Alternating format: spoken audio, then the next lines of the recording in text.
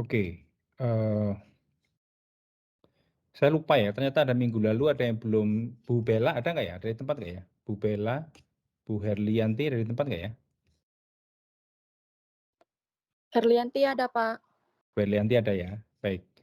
Bu Bu Herlianti, eee, Ibu itu kan yang kemarin tentang properti di Batam ya, kalau saya nggak salah ya, Ibu, ya?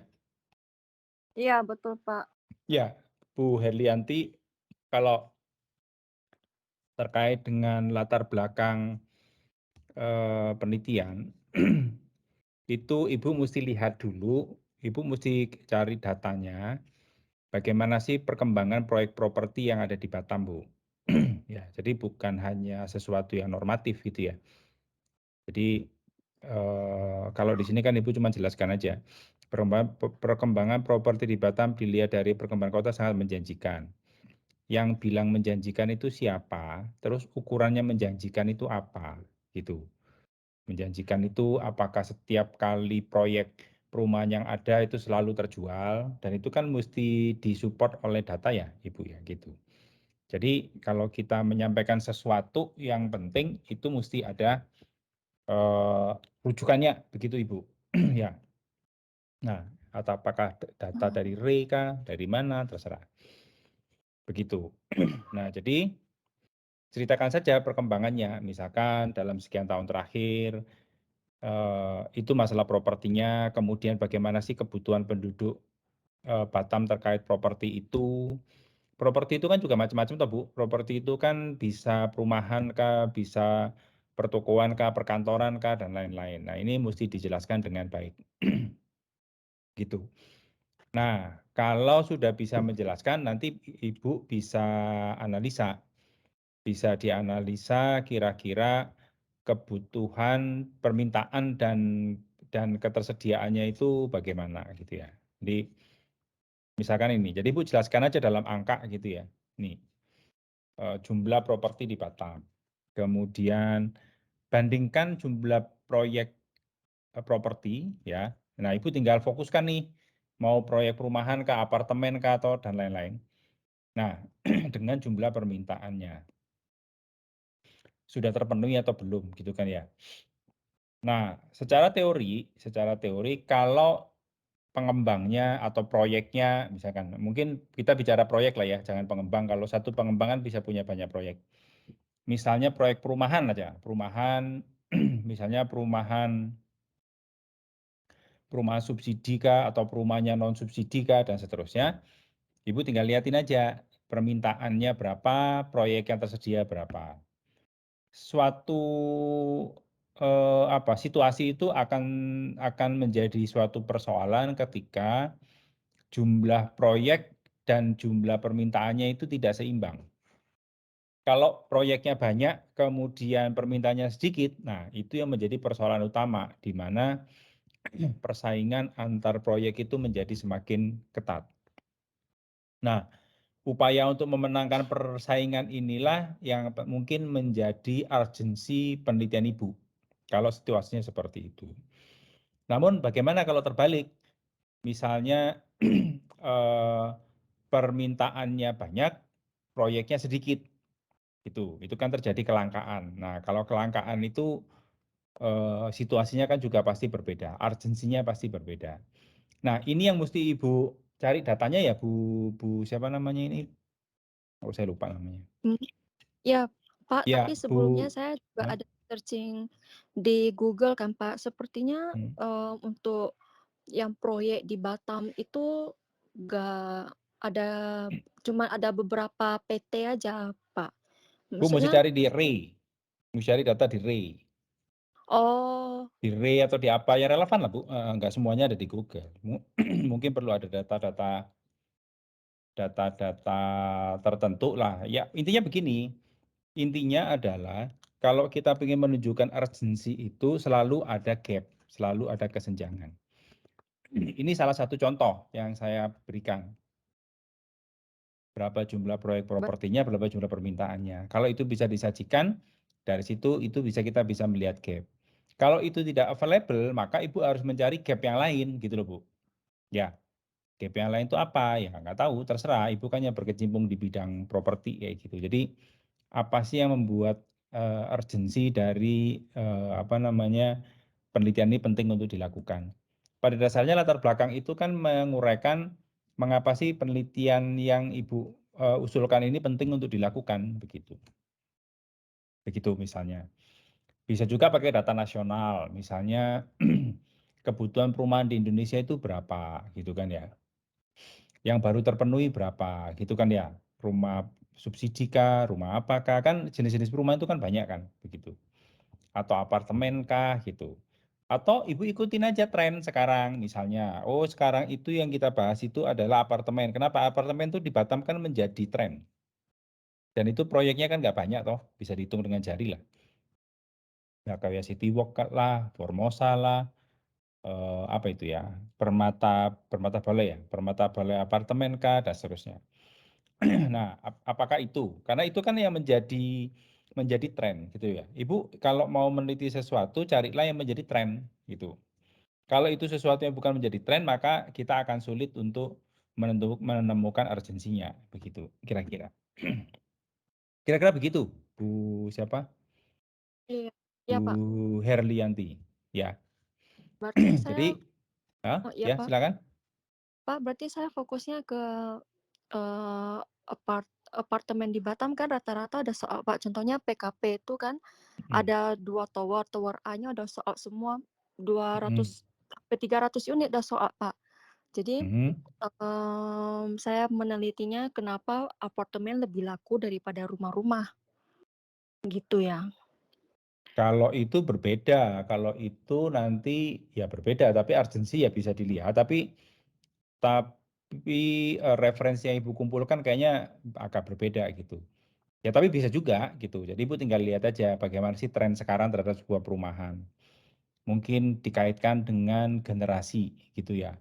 Mungkin kalau orangnya sudah seumuran saya mungkin nggak tertarik kali beli apartemen, tapi kalau anak-anak yang masih muda-muda itu mungkin lebih prefer dia tinggal di apartemen karena praktis gitu kan ya, dan seterusnya. Nah ini yang Ibu mesti lihat. Nah kalau memang Ibu mau membidik apartemen misalnya loh ya, misalnya bagaimana sih persepsi atau bagaimana sih, apa sih yang dipertimbangkan oleh si, anak-anak muda itu ya di dalam di dalam beli properti gitu ya, di dalam, beli rumah hunian ya, tempat tinggal lah gitu kan ya. Apakah dia apartemen, apakah dia landed house gitu kan. Nah itu yang mesti Ibu, angkat kalau emang mau seperti itu ya silakan saja. Apakah karena, maintenance-nya, apa karena kenyamanannya, atau karena desain, harga, dan lain-lain begitu.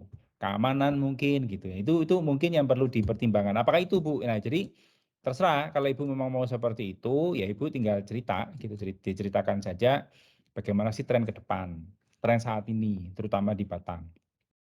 Kan setiap daerah kan nggak sama. Misalnya di daerah mana itu, misalnya Tanjung Pinang dengan Batam itu kan tren propertinya kan juga beda. Mungkin kalau Batam sekarang karena tanya sedikit, jadi cenderung orang itu membangun yang high rise building gitu misalnya seperti apartemen. Mungkin karena lifestyle dan lain-lain. Mungkin begitu Bu Herlianti. Baik, Pak. Pak, saya mau nanya Ya, yang heeh, silakan. dependennya nanti saya lihat dari jurnal jurnal jurnal-jurnal yang saya ketemu itu ya, Pak, ya? Oh iya iya, Dependennya. dependen itu misalnya apa yang dipertimbangkan orang dalam membeli, properti gitu ya. Properti itu misalnya ya tinggal kita definisikan di dalam kasus ini. Apakah dia membeli apartemen ataukah apa gitu kan ya. Kayaknya kalau beli rumah gitu kayaknya udah nggak cocok ya gitu. Atau begini justru Bu, apa yang dipertimbangkan orang ketika dia membeli rumah kedua Oh, gitu. Apakah dia, ini jadi nggak iya, bicara apartemen, nggak bicara yang lain gitu ya. Jadi rumah kedua, kalau rumah pertama dan rumah kedua itu kan pasti beda tuh Bu, preferensinya, iya, Pak. itu. Atau atau apartemen sebagai rumah kedua. Iya. Kan kalau apartemen sebagai rumah kedua itu kan belum tentu sama dia ditinggali toh. Bisa juga untuk investasi, untuk apa begitu. Jadi nanti respondennya itu adalah mereka-mereka yang beli apartemen tapi bukan rumah pertama, tapi rumah kedua, tapi sebelumnya dia udah punya rumah gitu loh. Pak, Itu tapi nanti respondennya nanti susah dapat nggak, Pak? Soalnya kan rumah nggak kedua, tahu, jadi nggak tahu. Nah, pertanyaannya mungkin Ibu yang di dunia properti kan, apakah yang membeli apartemen itu selalu rumah pertama? kebanyakan sih, Pak, Nah, yang beli terserah kalau mau itu ya Ibu tinggal bidik aja yang membeli apartemen itu kira-kira umur berapa sih gitu. oh gitu. Biasanya orang yang beli apartemen itu antara Batam dan Jakarta itu beda, Bu. Beda sebab kalau di Jakarta itu orang beli apartemen karena supaya efisien aja dia ke kantor, Oh iya, Pak. nggak kena macet. Tapi akan berbeda dengan di Batam. Di Batam kan nggak ada macet, Bu. Nah, berarti mungkin dia beli apartemen untuk apa gitu kan.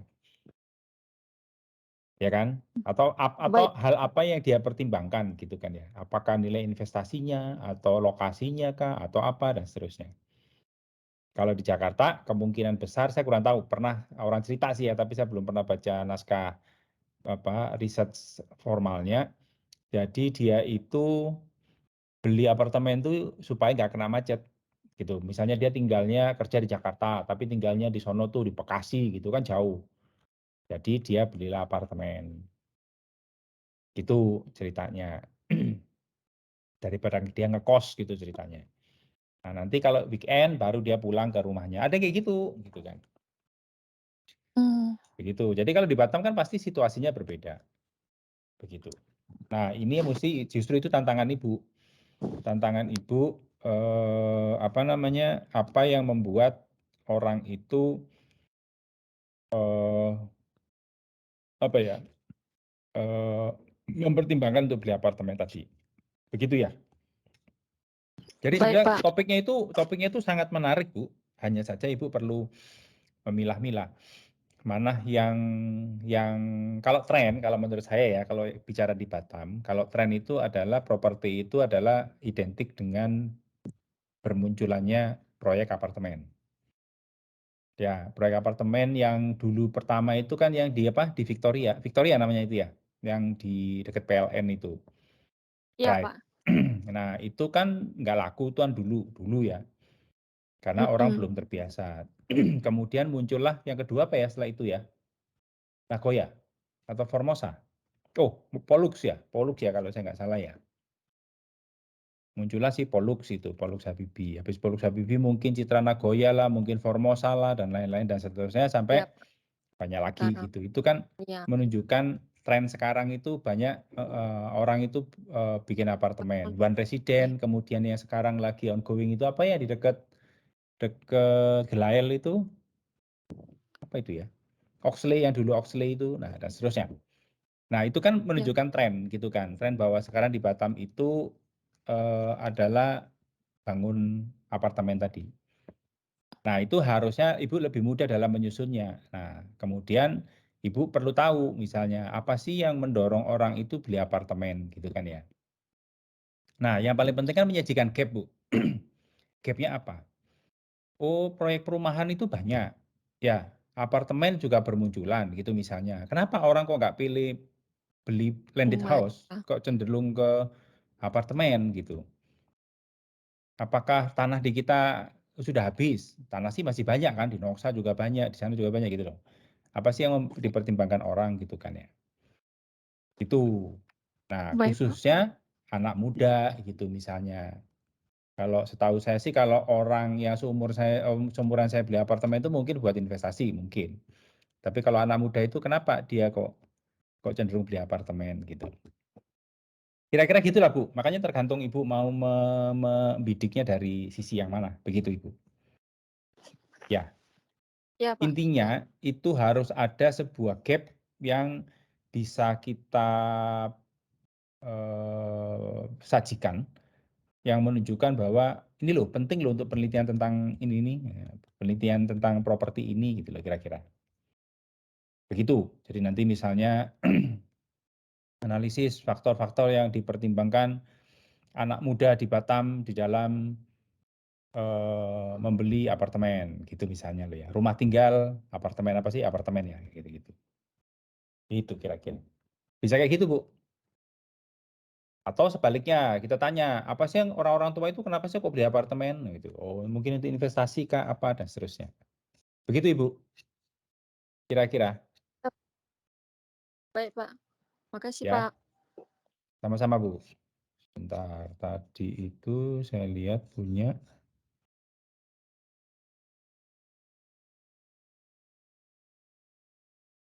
Oh, Bu Bella itu kalau nggak salah tadi, Bu Bella dari dia? Bu Bella dari tempat nggak ya? Oh, nggak ada juga ya? Bella nggak ada, siapa yang kemarin satu lagi itu ya yang belum? Oh, Bu Veronica ya? Veronica, Pak. Izin, Pak, saya Bu ada, Pak. Veron, Maaf, Pak. yang ini siapa ini? Saya Bella, Pak. Bu itu ya?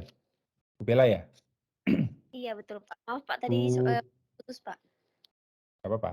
Bu Bella itu kan BP kan ya? Iya, bener, Pak.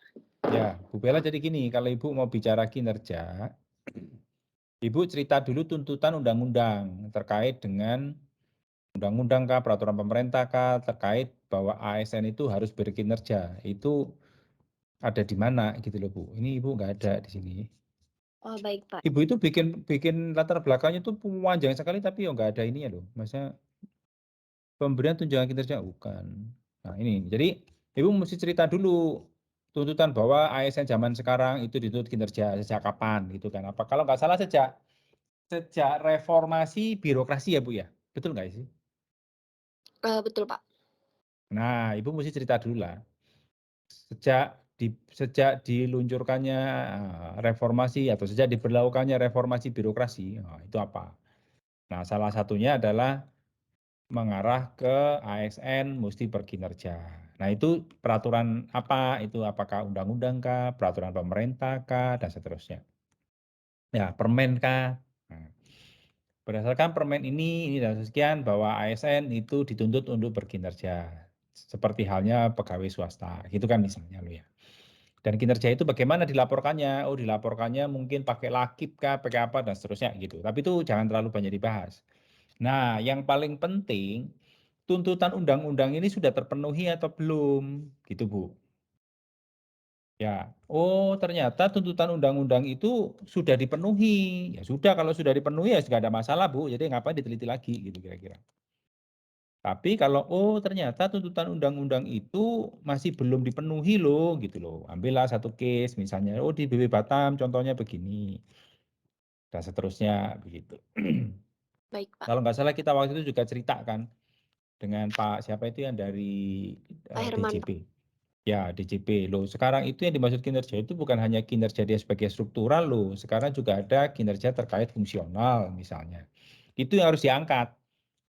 Bahwa kinerja itu mungkin ada dua perhatian. Yang dituntut itu baik kinerja dia sebagai struktural, tapi yang paling utama adalah sebagai fungsional. Karena kan tidak semua orang itu punya jabatan struktural.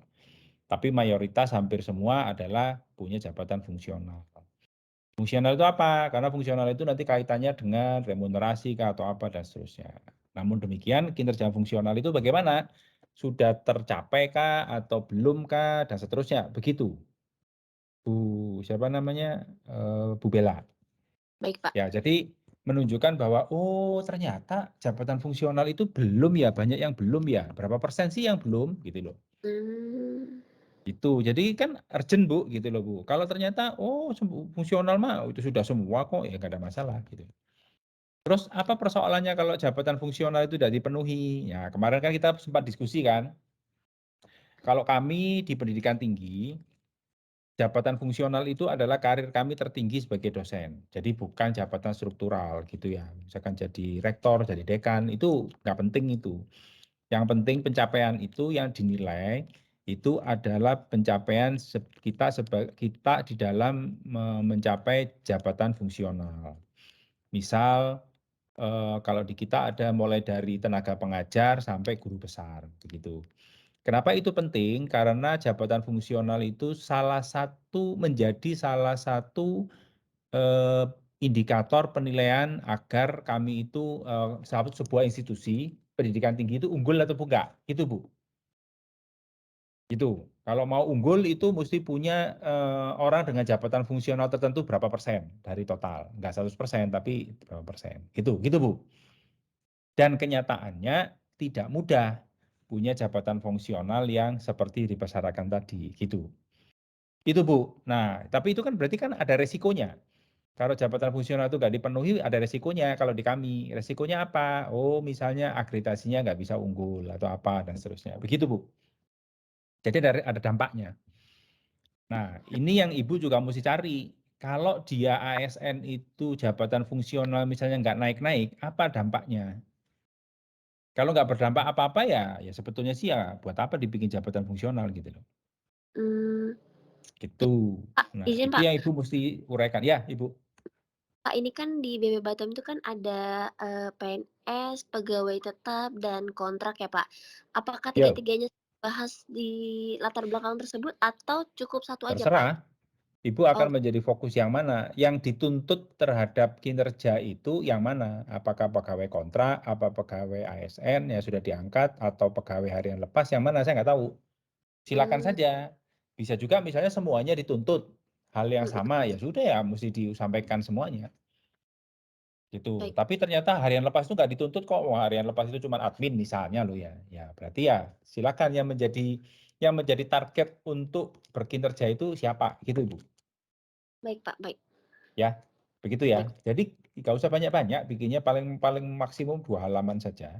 Tapi yang penting tadi ada data-data yang mendukung kita gitu ya. Mau dari peraturan negara kah atau apa dan seterusnya begitu. Oke, Ya, Pak. terutama kalau Ibu di pemerintahan harusnya lebih banyak cerita tentang tadi bagaimana peraturan negaranya dan sudah terpenuhi atau belum dan apa dampaknya kalau belum terpenuhi gitu, Bu. Oh, siap, Pak, siap. Ya, misal kalau dampaknya belum terpenuhi, maka peringkat dari organisasi itu akan turun dan itu akan berpengaruh terhadap anggaran tahunan. Nah, misalnya loh ya, itu kan berarti kan bahaya, Bu, gitu loh. Betul baik, Pak, baik. Nah, kalau ternyata nggak ada dampaknya, ya wis buat apa sebenarnya dibikin kinerja itu kan gitu. Mhm mhm. Ya. Siap, Pak, siap. Pak, Oke, izin sip. mungkin Ya, ada silakan. latar belakang ini apakah cuman di awal saja yang salah, Pak, atau mungkin ada pendukung Oh, yang semuanya, Bu. oh, Ini semuanya? semuanya. Ya. Oke, Ini siap, Pak, memang nggak siap. kepake artinya. Oh, Ini baik, Ibu Pak. ceritanya terlalu normatif dan Ibu ceritanya panjang tapi ya wis nggak kepake gitu. Harusnya tadi saya bisa bilang tadi, cerita yang singkat, padat, berisi saja gitu. Ya maksimum 2 halaman lah. Gitu. Jadi yang penting bagaimana tuntutan negara, kemauan negara, pasti yang dicerminkan oleh undang-undang atau peraturan pemerintah, terus bagaimana kondisi existing, gitu kan ya. Terus apa dampaknya kalau peraturan pemerintah ini nggak dipenuhi? Nah, di situ. Gitu, Bu. Baik, Pak. Ya, bisa ya? Iya, Pak, siap. Terima Baik. kasih, Pak. Sama-sama, Bu. Satu lagi, siapa yang belum tadi ya? Lupa saya. Veronica ya? Bu Veronica ya? Iya, Pak. Bu Veronica dari tempat ya? Ada? Bu Vero, sebentar. Bu Vero itu apa ya tadi ya?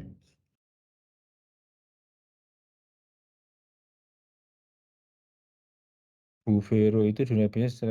Bu Vero ini tentang apa ya kemarin ya? Kinerja perusahaan ya, Bu Vero ya? Iya, tapi kayaknya saya mau ganti topik jadi kayak S1 saya deh, yang CSR terhadap Terserah. pembayaran pajak. Oke, kalau gitu berarti perlu dirubah dong yang sekarang, yang ada. Iya, ya jurnalnya saya juga udah mulai perbaiki. Oke, silakan saja. Kalau gitu saya nggak kasih review yang ini ya. Oke, gini Bapak Ibu, supaya Bapak Ibu, kemarin yang saya sudah kasih review, Bapak Ibu sudah perbaiki lagi belum ya? Sudah, Pak. Sudah. Udah, Pak.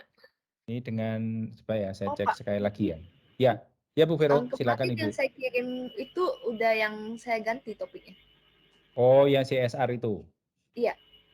Sebentar, mana tadi ya? Bu Vero. Oke, Bu Vero. Oke.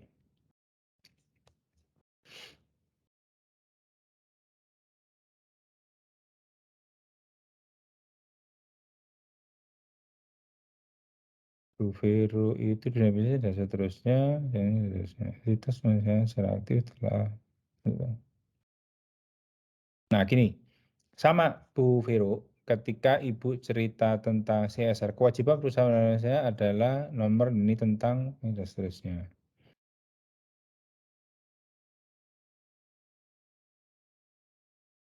Mungkin berangkatnya dari sini Bu, dari paragraf yang ini ya. Jadi Ibu cerita sebetulnya, sorry, apa hubungannya CSR dengan kinerja perusahaan ya Bu ya?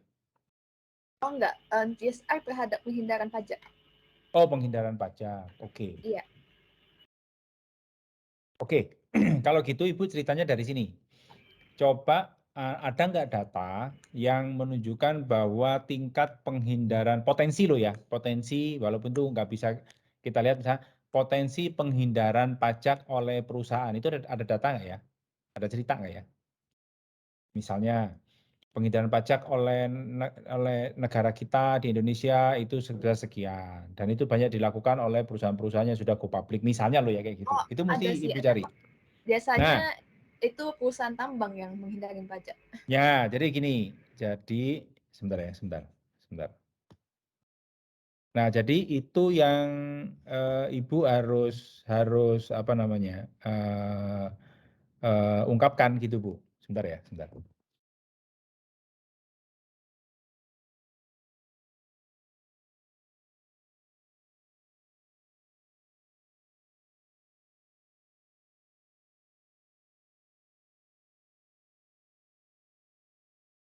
Ya, jadi itu yang harusnya diungkapkan, Ibu. Ya. Jadi misalnya Ibu cerita, oh bagaimana sih potensi apa Bu tadi Bu? Penghindaran pajak ya Bu ya tadi ya? Iya. Nah, itu Ibu bisa lihat dari gini, misalnya berapa sih target pajak di Indonesia, gitu loh Bu. Oke. Bagaimana sih Indonesia itu, apalagi masa pandemi, pemerintah itu cari duit kan susah, kalau cari utang itu kan bayarnya susah. Jadi salah Iya. satu source of fund itu kan dari pajak, gitu kan ya. Iya. Misalnya target pajaknya itu berapa, kemudian sekarang terrealisasi berapa. Nah, kenapa kok nggak terrealisasi itu? Nah, salah satunya apakah ada wajib pajak yang nggak bayar, atau kalau perusahaan ada yang mencoba untuk tadi menghindar dan lain-lain dengan alih-alih untuk CSR. Kayak gitu loh, Bu. Ngerti nggak, Bu ya? Iya, ngerti, Bu. Nah, jadi itu yang menunjukkan bahwa, oh ternyata pemerintah itu harusnya dapat duit sekian, tapi belum tercapai. Kenapa? Oh ternyata ada perusahaannya nakal loh, gitu. Dia nggak mau bayar pajak dengan tadi dengan alih-alih dia seakan-akan dipakai untuk CSR kayak gitu loh Bu. Iya. Itu harusnya yang menjadi latar belakang penting atau urgensi dari penelitian Ibu. Iya. Oke. Kalau ini nggak diatasi, maka kita akan kehilangan potensi pendapatan fiskal, gitu ya? Kalau nggak salah ya, Iya. pajak itu fiskal kan ya? Iya, fiskal. Nah, pendapatan fiskal sehingga apa merugikan negara sekian persen, ya sekian berapa besar, kayak gitu loh Bu.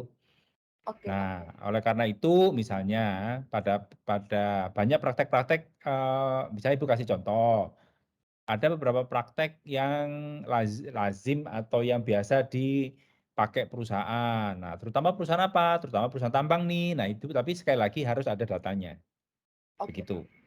Ini contoh perusahaan X nih, ini dia mencoba menggelapkan pajak, apa tidak membayar pajak dengan ini ada, dan seterusnya lah Bu, kira-kira gitu, dikaitkan dengan CSR-nya.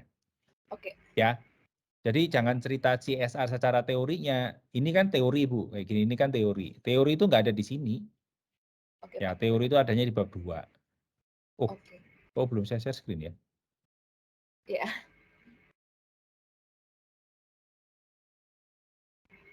Nah, tadi ya. Ini kan teori Bu, teori itu nggak ada di dalam bab depan Bu. Oke, Pak. Dunia bisnis telah sampai di era keberlanjutan dalam tidak peran aktif sektor ini. Nah ini harusnya kan nggak relevan lah. Harusnya Oke. cerita tadi berapa sih target pajak dan sudah tercapai atau belum. Nah itu menunjukkan gap Bu. Oh, oke, Pak. entitas yang melaksanakan CSR secara aktif tentu telah melaksanakan kewajibannya. Ini juga teori ini, ya kan?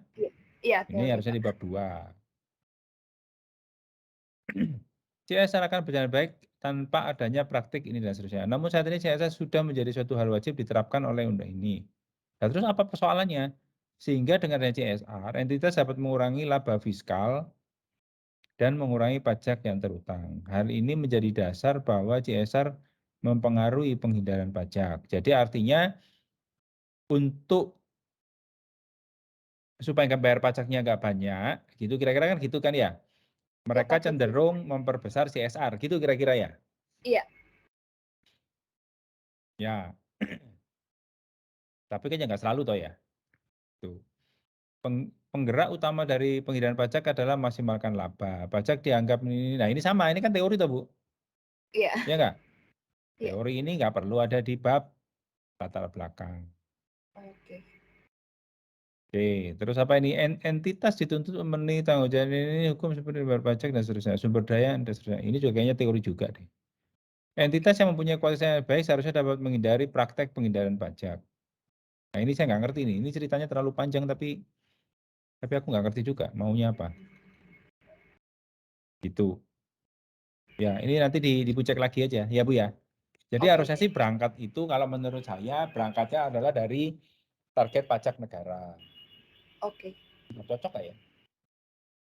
Target pajak negara yang belum terpenuhi. Oke, Bu, sorry ya, saya tanya. Apakah penghindaran pajak ini positif apa negatif ya? Dipandang Maksud sebagai sesuatu yang positif apa negatif? bagi perusahaan, bagi masyarakat negatif, bagi perusahaan itu tentu positif karena meningkatkan laba perusahaan. Oh, karena duitnya nggak perlu dibayarkan ke pajak gitu ya? Iya. Tapi kalau Tapi masyarakat praktek ini praktek kayak gini ini praktek yang legal apa ilegal? masih legal, termasuk legal. Kalau penggelapan Mas, pajak baru yang ilegal. oh kalau legal isunya berarti kan gini Bu ya, kalau legal berarti isunya adalah bukan masalah penerimaan pajak dong Bu kalau gitu Bu. Kalau legal itu adalah bagaimana cara perusahaan itu mendapatkan laba lebih banyak toh Bu ya? Iya. Betul? Itu ilegal, Pak. Halo? Ya? Tidak membayarkan pajak perusahaan itu ilegal, Pak. Itu sudah warning pemerintah. Enggak, penghindaran pajak itu caranya masih pakai cara legal. Ya, makanya ini kan sebuah argumen yang saya nggak paham. Jadi artinya menghindar pajak itu kalau dari Berarti sisi memanipulasi data sama aja penggelapan pajak. Penggelapan pajak dan penghindaran pajak itu berbeda. ya makanya gini. Nah, ini yang argumentasi ini yang perlu di dijelaskan gitu ya. Jadi intinya gini, mau itu legal, mau itu ilegal gitu. Kalau ilegal udah pasti kayak fraud. Fraud itu kan ilegal tuh. Ya kan ya? Iya. Fraud itu kan dari kejahatan lah kira-kira kan gitu, fraud. Nah, penghindaran pajak itu dianggapnya legal atau ilegal, gini ya, jadi gini. Jadi kalau itu dianggapnya legal, misalnya legal lah dari sisi keuangan dan lain-lain, itu kenapa? Gitu loh. Misalnya apakah untuk meningkatkan harga nilai perusahaan di pasar saham, itu pasar di bursa atau apa kayak gitu Bu. Tapi kalau itu ilegal berarti kan itu tadi seperti saya bilang tadi bahwa oh ini loh pemerintah itu punya target penerimaan negara dari fiskal sekian tapi tidak tercapai. Kenapa? Oh karena banyak perusahaan yang mengalihkan pajaknya itu ke dalam CSR gitu loh misalnya. Itu kan dianggap dalam tanda kutip itu negatif kayak gitu. Nah, tapi kalau itu masih dianggap positif dan itu sah dilakukan secara undang-undang, maka Ibu ceritanya mesti dari aspek lain. Misalnya begini, misalnya begini. Ceritanya adalah tadi kalau kayak Bu Bella tadi, kan sudah ada undang-undang yang mendorong seseorang untuk mendorong perusahaan untuk melakukan CSR. Betul ya Bu ya tadi ya? Kalau saya baca di tempat Ibu tadi. Iya Pak, Betul ya? mengenai aset tertentu. Ketentuan Undang-Undang Nomor 36 tahun 2008. Ini ya enggak? Betul ya? Iya, benar. Sorry, Undang-Undang Nomor 40 tahun 2007 tentang PT dan Undang-Undang Nomor 36 tahun 2008. Begitu. Iya. Nah, Ibu mesti uraikan yang mana satu gitu kan ya, yang mana satu yang dia ada statement terkait kewajiban satu perusahaan dia harus melakukan CSR. Gitu kan ya? Oke Pak. Nah, CSR ini apakah sudah semua perusahaan atau belum melakukan CSR? Begitu. Nah, dari situ kalau misalnya belum, kenapa kok belum? Padahal manfaatnya orang melakukan CSR itu apa gitu. Bisa dijelaskan.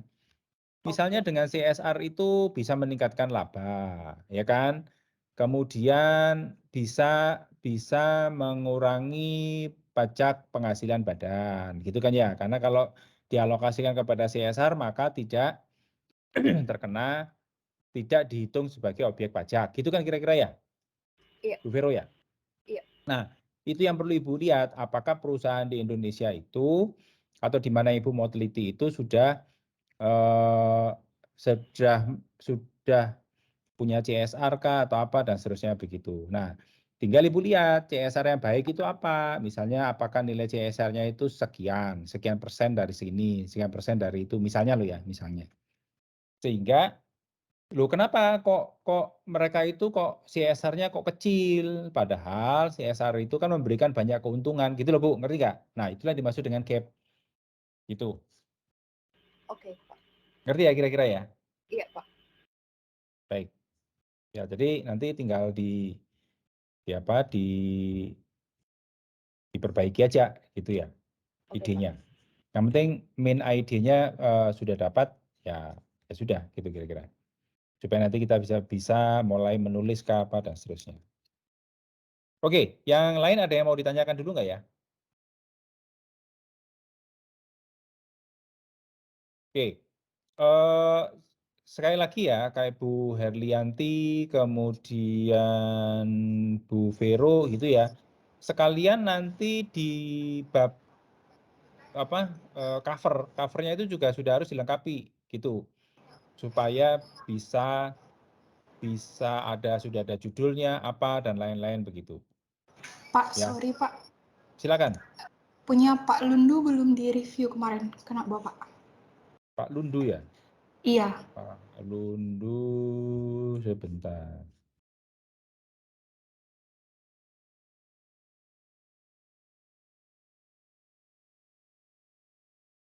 Sebentar. Pak Lundu. Pak Lundu kemarin kirimnya di mana ya? Di email ya?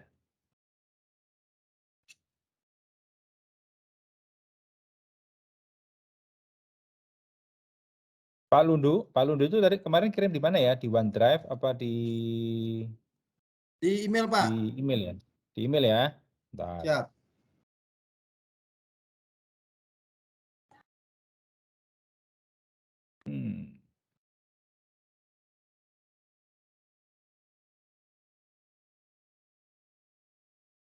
Oh, oke. Karena nama emailnya adalah Din Sagala, jadi saya nggak kenali.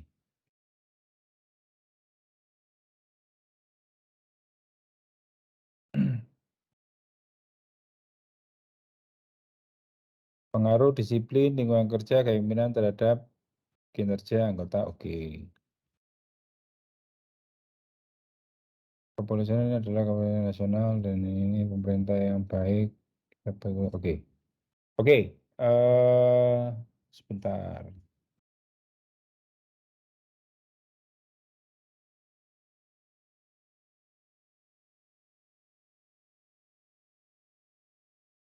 Oke, Pak Lundu.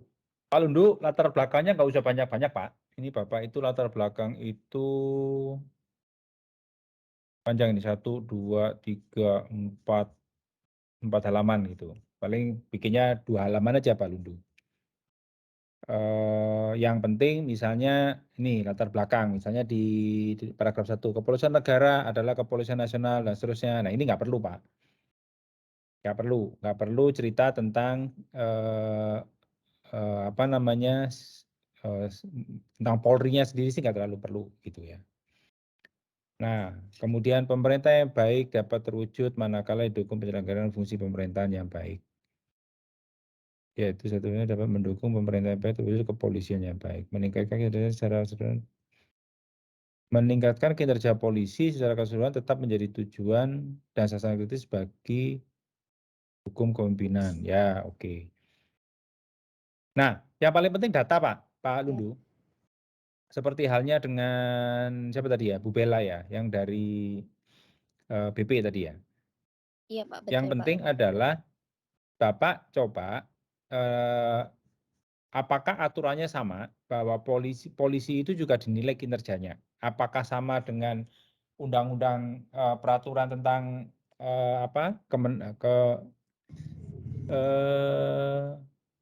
Kemenpan, ya, Kementerian Pendayagunaan Aparatur Negara, apakah pakai undang-undang yang sama atau undang-undang yang berbeda?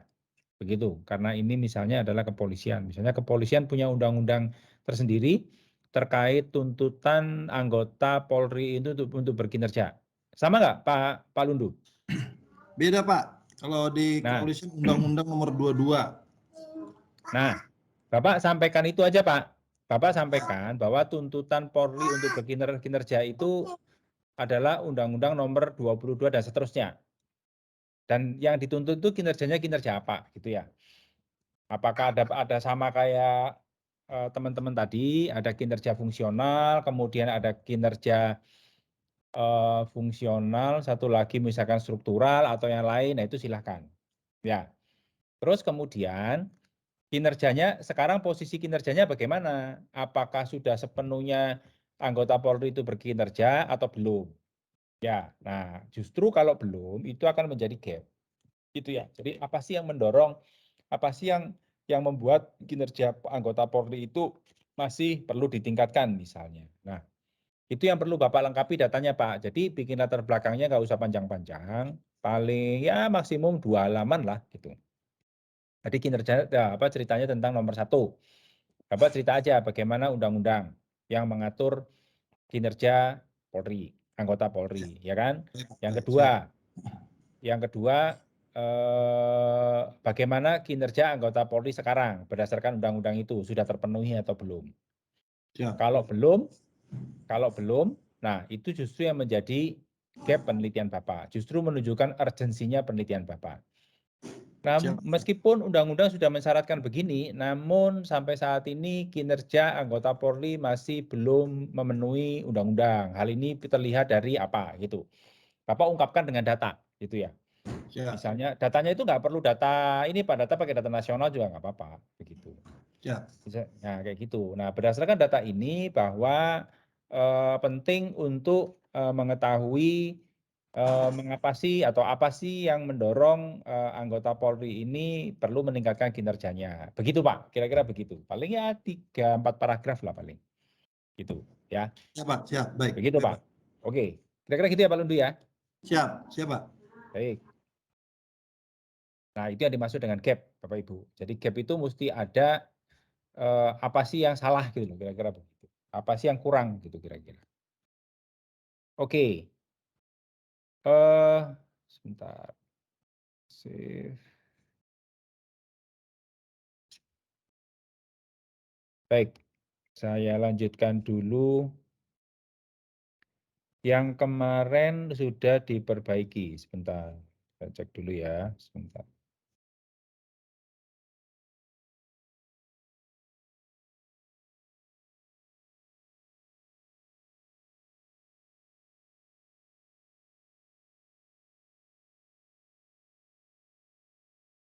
Berarti yang ada di drive saya, di Google Drive itu berarti yang sudah diperbaiki ya? Betul? Iya, Pak. Tapi ini punya Siti masih itu tuh, masih nggak ada covernya dan lain-lain. Belum, Pak. Punya saya belum saya submit. Oh, belum submit. Bentar, Yang udah submit dulu aja. boleh, Pak. Oke, Gimana? Pak. Boleh yang lain dulu nggak ya, Boleh, Pak? boleh. Sebentar. Oke, Pak. Siapa yang sudah submit perbaikan ya? Saya Pak Ilham Pak. Pak Ilham. Oke. Rivaldi, Pak. Tunggu ya, sebentar. Dari Iya, Pak. atas. Pak Ilham. Muhammad Ilham. Oke.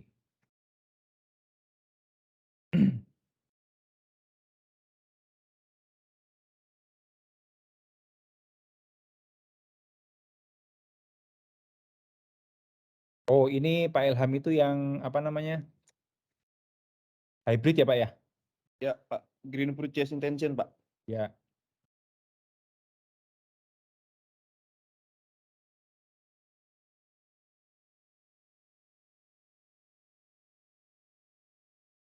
Ya. Ya, intinya sih emisi gas buang Indonesia juga panjang juga ini ya.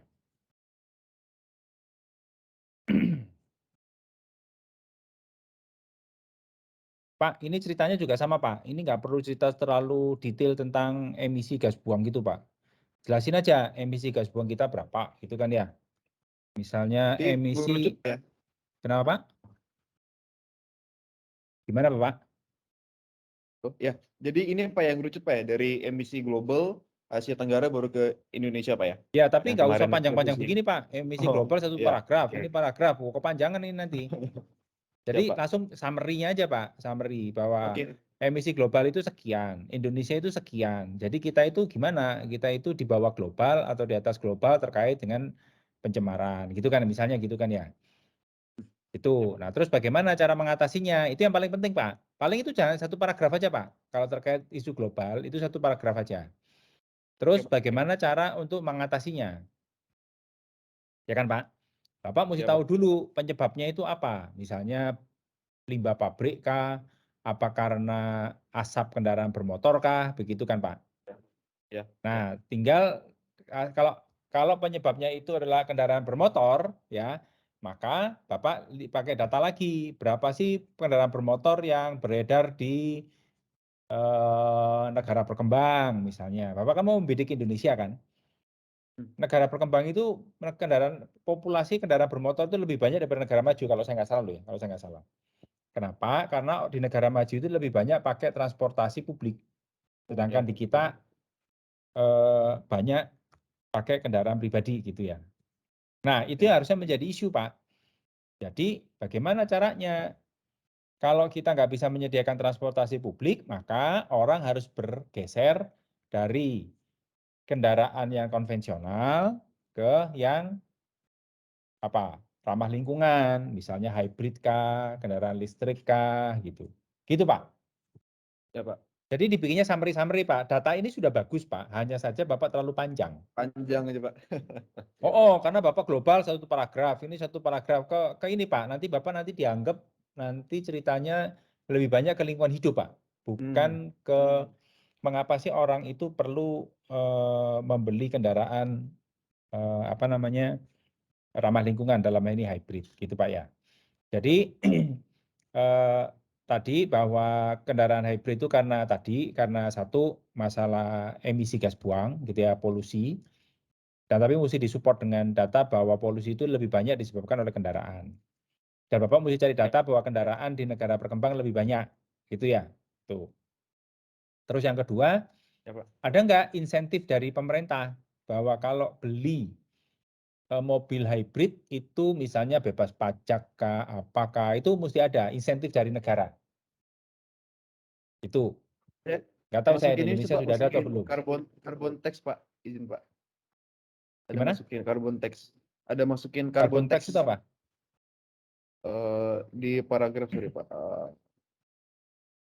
Carbon tax.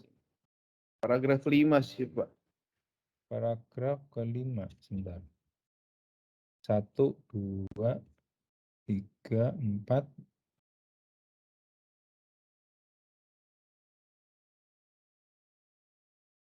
Fosil, energi fosil. Yang alamat kalimat pertamanya apa itu? Banyak negara telah menetapkan Pak. Oh ya, banyak negara telah menetapkan penerapan peraturan percobaan. Oh, Pak, gini aja Pak. Kan tadi kita melihat polusi itu dari sisi jumlah kendaraan, sehingga kenapa orang itu perlu pindah dari yang konvensional ke hybrid. Yang kedua, bisa juga ketersediaan ini Pak. Tadi Bapak sebutkan di sini, tapi mesti dirangkum. Ketersediaan bahan bakar fosil, ya kan? Terus yang ketiga, ada nggak insentif dari negara? Saya lupa ya, kalau nggak salah di Indonesia, di negara mana, kalau kita beli kendaraan listrik, itu kita bebas pajak, Pak. Kalau saya nggak salah, gitu. Nah, itu namanya insentif dari negara. Kalau di Indonesia saya kurang tahu, apakah sudah ada belum insentif terkait itu. Bisa dipahami, Pak Ilham? Ya Pak, ya Pak. Nah, jadi itulah yang mendorong kenapa sih pemerintah itu sudah ngasih. Kemudian bahwa polusi itu sudah semakin tinggi. Bahan bakar fosil itu makin sedikit. Atau harga bahan bakar minyak itu makin mahal. Kan bisa juga toh Pak. Itu yang mendorong urgensinya kenapa mesti kita beralih ke mobil yang ramah lingkungan. Dalam hal ini hybrid gitu. Gitu Pak. Ya Pak. Atau mobil listrik juga boleh Pak. Mobil listrik di Batam banyak kan ya? Wuling, Hyundai Ioniq. Nah, mungkin ya mereka-mereka itu yang menjadi ini Pak, menjadi responden. Gitu. Atau mungkin bukan hanya hybrid ya Pak, mungkin yang elektrik juga nggak apa-apa juga toh Pak. Paling jelek hybrid gitu. Hybrid itu kan artinya masih ada konvensionalnya kan, gitu kan. Iya Pak, betul Pak. Itu. Nah, kalau pasar kendaraan listrik di Australia ini dan seterusnya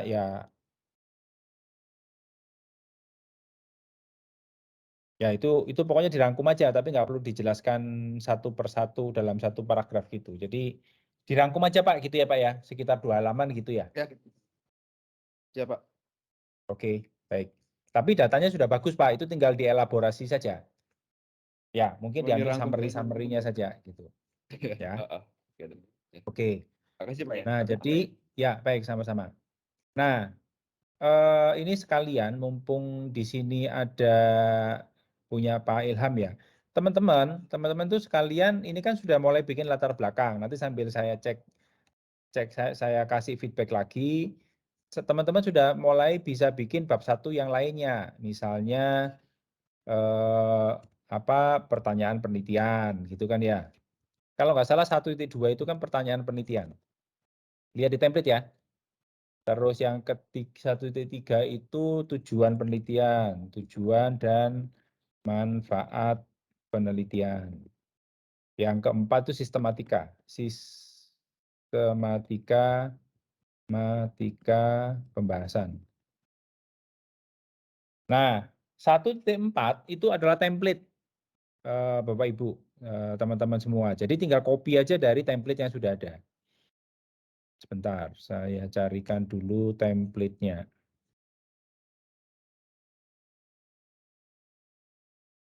Di mana ya template saya?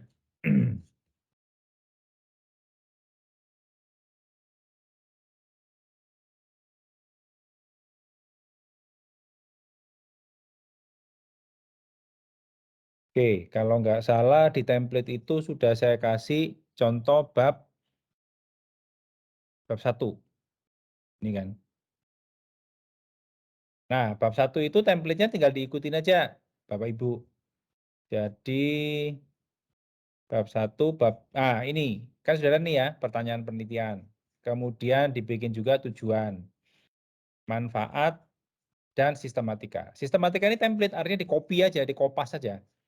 Ini di-kopas saja gitu ya. Jadi nggak usah bingung-bingung gitu ya. Bentar, saya download.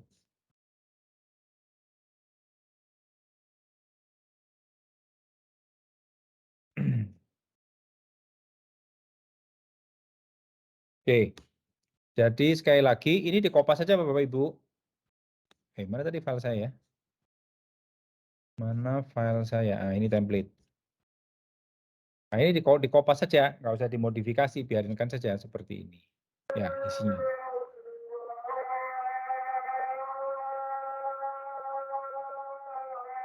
Jadi seperti ini. Ya. Jadi tinggal di is, kenapa bergeser dia?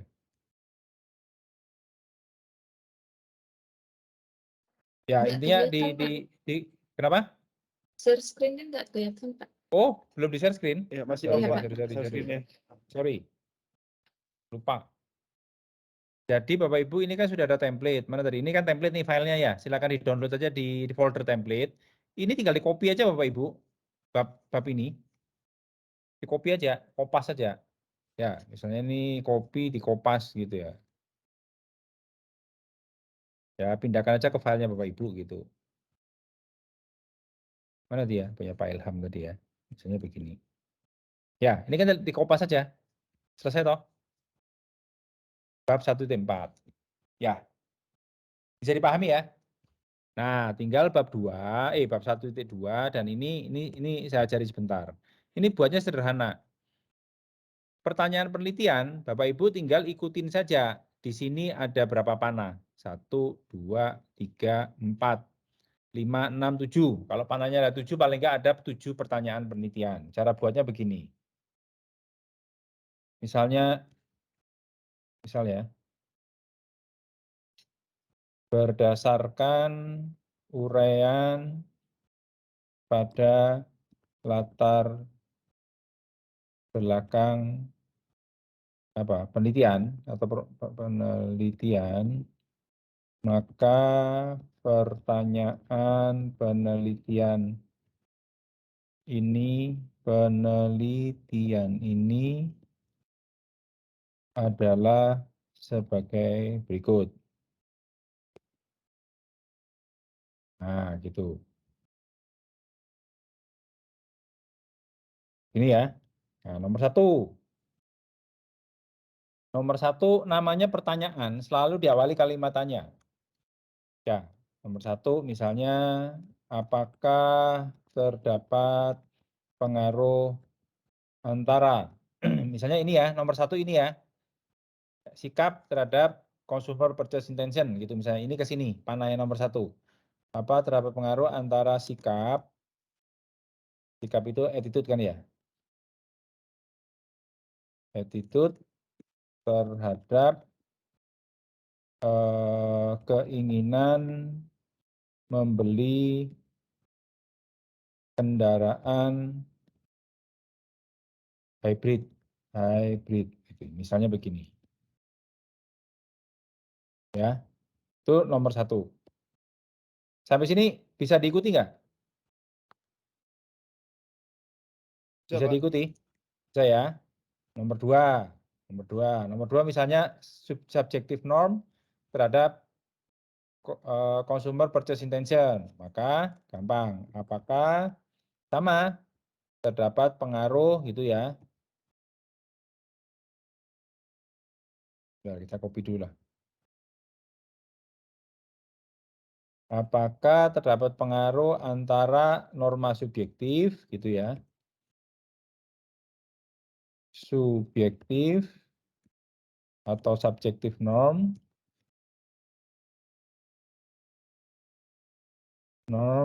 terhadap keinginan membeli kendaraan hybrid. Dan seterusnya, begitu. Sampai sini bisa diikuti? Nah, kira-kira Bisa, Pak. begini. Jadi kalau punya 7 panah seperti ini, Bapak Ibu punya 7 pertanyaan penelitian. Kira-kira begitu. Ya. Dan seterusnya, saya tulisnya di sini. Nah, demikian halnya dengan tujuan penelitian. Tujuan penelitian itu sama. Kalau Bapak Ibu itu punya 7 pertanyaan penelitian, maka tujuan penelitiannya juga ada 7, gitu, kira-kira gitu. Itu paling gampang begitu. Contoh ya, ini, misal ya, kalimat pembukanya sih terserah ya, nanti silakan dipikirkan sendiri. Berdasarkan rumusan misalnya ya, rumusan pertanyaan penelitian di atas misalnya. maka penelitian ini bertujuan untuk apa gitu. Tuh, misalnya, nah kalau pertanyaan pertamanya adalah ini, ya, ini kan pertanyaan pertama nih, saya copy dulu ya. Kalau pertanyaan penelitian, tujuan penelitian, kalau pertanyaan itu kan kalimat tanya. Kalau tujuan itu adalah pernyataan, gitu ya. Jadi sekali lagi kita mesti rubah ini dari pertanyaan menjadi pernyataan. Misalnya untuk apa? Untuk mengetahui pengaruh antara gitu kan ya. Pengaruh antara sikap dan keinginan membeli kendaraan hybrid. Itu kira-kira. Nomor 2 misalnya. Ya, nomor 2 misalnya ini. Apakah terdapat pengaruh antara ini dan seterusnya? Bagaimana kita rubah menjadi kalimat pernyataan? Sekali lagi, karena tujuan penelitian adalah untuk mengetahui pengaruh antara ini subjektif norm dan keinginan membeli mobil hybrid. Kira-kira begini. Nomor 3 dan seterusnya silakan dibikin sendiri ya. Sampai sini ada pertanyaan nggak? Iya, Pak. Itu tujuan penelitian. Ya. Iya, Pak. Izin bertanya. Kemudian manfaat penelitian ya dijelaskan lah manfaat penelitian itu untuk apa gitu ya. Sebagai pemangku kepentingan, manfaat penelitian itu Bapak Ibu mesti jelaskan manfaat penelitian itu untuk pengambil kebijakan, ya kebijakan dan apa ya istilahnya ya penjual lah gitu lah penjual. Dalam hal ini showroom ya, showroom. Nah, gitu. Gitu. Atau importir lah. Kan nggak semua mobil hybrid itu import ya. Ya anggap aja showroom lah gitu. Manfaat itu mesti jelaskan ini manfaatnya apa. 1 apa, 2 apa, nggak usah banyak-banyak, 2 aja. Ya, sorry. Kok merah. Oke, sampai sini ada pertanyaan? Ya, Pak, izin bertanya. Silakan, Ibu. Kan ini tadi dari rumusan masalah dengan tujuannya, Pak. Ya. Kan untuk mengetahui pengaruh antara sikap, berarti ini sama sih dengan saya, Pak. Saya kan juga untuk mempengaruhi antara variabel satu dan variabel satunya lagi, independen dan dependennya. Ini berarti kita akan mengukur besarnya pengaruh atau bersifat kualitatif ya, Pak? Maaf, diulang Bu, apa? Pengaruh Ini kan dan kualitatif. Nah, maksudnya gini, kan untuk mengetahui pengaruh, apakah kita akan mengukur nanti berapa besarnya pengaruh itu terhadap variabel A dan B itu, Pak? Ya, betul. Itu namanya hubungan kausal komparatif, hubungan sebab akibat. Tapi bukan mengukur besarnya, mengukur ada tidaknya. Iya, ada tidaknya gitu ya, Pak ya. Jadi kalau seperti ini, izin ya, Pak. Biasanya sih kalau seperti ini apakah terdapat pengaruh? Jadi kalau pertanyaannya seperti itu, Jawabannya? rumusannya ya Pak, rumusannya tadi terdapat pengaruh gitu ya. Biasanya kalau ini apakah pertanyaan penelitiannya seberapa besarkah pengaruh atau apakah terdapat ya gitu Oh Pak.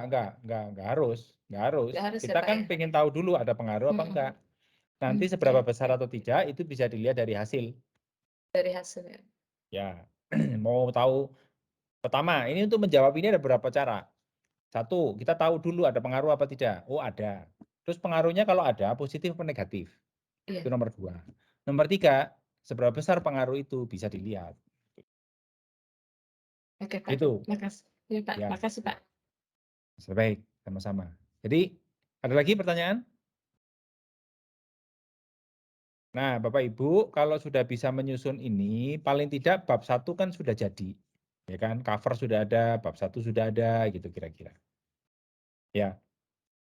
Jadi paling tidak bab 1 Bapak Ibu sudah bisa jadi kira-kira.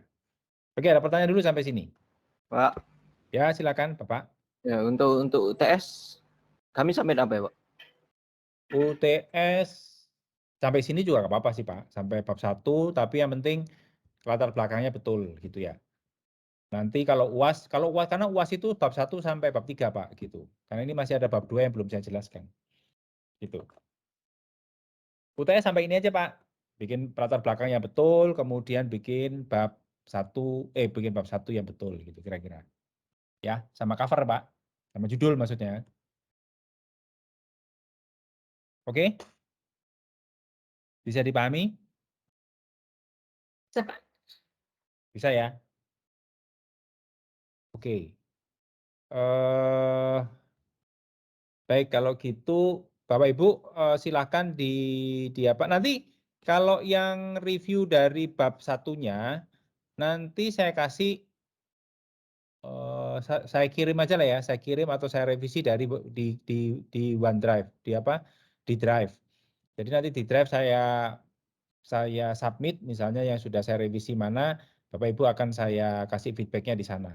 Nanti tinggal dibetulin, terus sekalian bab 1-nya yang lain tolong diperhatikan gitu ya. Terus kalau mau bikin judul juga jangan semuanya bahasa Inggris begini, isinya padahal isi tulisannya bahasa Indonesia. Gitu ya. Ini juga mesti itu ya Pak Ilham ya. Dan seterusnya. Ada pertanyaan dulu nggak sampai sini? Nggak ada ya? Baik, Bapak Ibu, untuk saat ini Bapak Ibu fokus saja kerjakan tadi bab 1-nya, lengkapin dulu, ada pertanyaan penelitian, ada tujuan penelitian, manfaat penelitian, dan seterusnya. Jadilah satu set, gitu kan ya. Nanti kalau kita ketemu lagi nanti saya ajari bikin bab 2 gitu ya. Bagaimana sih bab 2 itu kita susun gitu dan seterusnya. Ya Pak, siapa ini ada tanya tadi? Pak Rivaldi, silakan Pak Rivaldi. Ya, Pak. Boleh bantu saya kan di latar belakang itu tentang yang dating apps kemarin. Sebentar. Terus? Latar Mana belakang tadi itu ya? bahas tentang dating apps. Terus untuk pembahasan terkait TAM-nya itu di latar belakang apa di bab 2-nya, Pak? Nanti di bab 1 ada cuma satu paragraf aja, biasanya di paragraf akhir. Gitu. Kemudian kalau di bab 2 itu jauh lebih banyak. Gitu. Bapak mesti cerita dulu teori-teori yang pernah dipakai untuk menganalisis penggunaan teknologi. Ya, misalnya si A pakai teori ini, si B pakai teori itu, si C pakai teori itu. Atau dilihat mana yang paling banyak. TAM itu yang banyak dipakai itu apa? Misalnya diurutin dari yang paling banyak, kemudian nomor 2 terbanyak, 3 terbanyak, dan seterusnya. Terus dalam perjalanan TAM itu dimodifikasi atau memang pakai model yang asli gitu. Kalau dimodifikasi itu apa dan seterusnya begitu. Dan diimplementasikan di mana dan seterusnya gitu Pak. Nah, terakhir Bapak mesti sampaikan Bapak itu akan ngikutin yang mana gitu loh. Dari segala perubahan itu Bapak akan ikut yang mana. Bapak kembali ke yang asli atau Bapak yang sudah dimodifikasi. Begitu Pak siapa namanya? Pak Rivaldi. Ya, Pak. Berarti Tapi sementara Pak, yang untuk teorinya itu nggak usah dimasukkan dulu di bab 1, masukkan aja di bab 2 aja dulu nanti. Oke. Ya. Ya, Pak. Baik, ada lagi yang mau ditanyakan? UTS, Pak. Hah? UTS. UTS kenapa? Kalau yang mata kuliah lain pengumpulan UTS-nya dari awal Desember. Kalau punya Bapak belum soalnya? Saya nggak ada UTS loh. Oh, berarti langsung bab 1 Sekalian sampai 3. akhir aja lah. Nilai saya kasih nilai akhir aja lah. Oke, Pak. Ya, tapi yang UTS tadi yang ditanyakan tadi itu saya ambil dari nilai tugas, Pak. Saya anggap sebagai nilai tugas. Jadi tugas yang saya nilai, betul-betul saya nilai itu ya yang Bapak kumpulkan yang final tadi, yang bab 1 komplit, ya dengan latar belakang yang sudah bagus dan seterusnya, itu gitu Pak. Ya. Ya, Pak EP.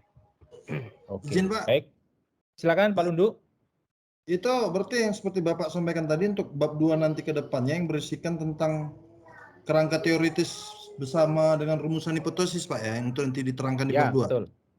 Betul. Siap. Betul. Ya. Baik. Ada lagi? Oke. Kalau tidak ada Bapak Ibu segera perbaiki ya. Saya kasih waktu sekarang hari apa ya? Kamis ya. Sekarang Kamis. Perbaikan kayak gitu harusnya kan nggak susah ya. Yang penting bab satunya dilengkapin dulu gitu ya. Nanti sambil nunggu feedback saya yang latar belakang ya. Kalau yang komplitnya itu Bapak Ibu lengkapin, saya tunggu di hari Jumat lah ya. Itu kan gampang itu kan ya. Nulis bab 1 itu lengkap itu kan gampang. Jadi ada cover bab 1, pokoknya besok sudah harus disubmit lah gitu di dalam di OneDrive. Ya, di Google Drive. Gitu kan ya. Nanti sekalian kalau sudah ada feedback dari saya, bab latar belakang silakan diperbaiki lagi dan seterusnya. Nah, nanti kalau kita ketemu lagi nanti saya ajarin bagaimana kita bikin bab 2. Kira-kira seperti itu. Ya. Oke? Ada pertanyaan? Baik, kalau tidak ada pertanyaan, saya bisa akhiri pertemuan kita ya, Bapak Ibu ya. Nanti ketemu lagi harusnya sih di minggu depan gitu. Ya. Jadi pertemuan saya pendek-pendek tapi Bapak Ibu saya jelaskan kemudian segera ada penugasan yang pendek-pendek supaya nanti nggak susah ngikutinya gitu ya. Oke, ada pertanyaan sekali lagi? Nggak ada? Baik, Saya kalau Ya, Kak, memastikan Kak. ya Budian? Ya, Kak, memastikan ini Jumat yang dimaksud ini besok ya Pak ya? Bab Iya, satu Jumat itu. besok. Mungkin juga masalah itu kan benar juga udah selesai. Baik, Pak. Jumat besok mau jam. Oke? Oke. Baik, kalau tidak ada Bapak Ibu, saya izin mengakhiri pertemuan kita ya. Kita ketemu lagi insya Allah sih minggu depan. Ya, baik. Terima kasih Bapak Ibu semua. Sampai ketemu lagi ya. Assalamualaikum warahmatullahi wabarakatuh. Izin live ya Bapak Ibu ya. Terima kasih Pak. Ya, Terima kasih Pak. sama-sama.